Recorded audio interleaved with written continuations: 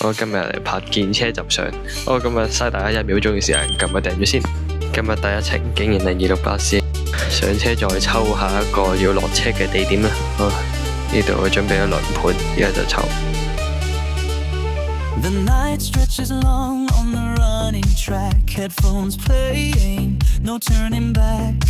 我第22個站落車啦，咁啊落咗車，而家就等下一班車睇下邊部啦。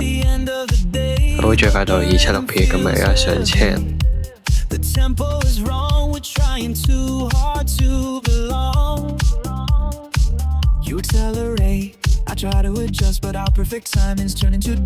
我就坐10個站，之後再落車。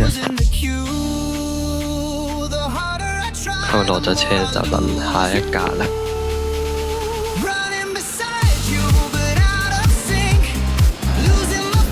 哇頂！竟然第一架都會係Fitbit 68X， 咁啊上車啦。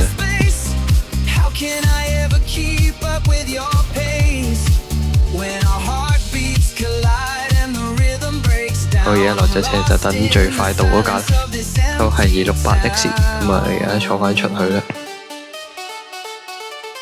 好，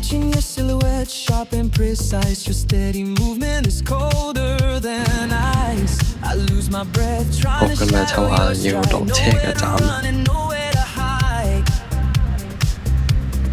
好，第16個，今次可以坐耐啲。我落咗車啦，咁你睇下第一部到嘅車係咩呢？都係268X， 咁今次就坐到總站，距離總站都得幾個站，咁今次就坐到最尾，順便再做埋結尾啦。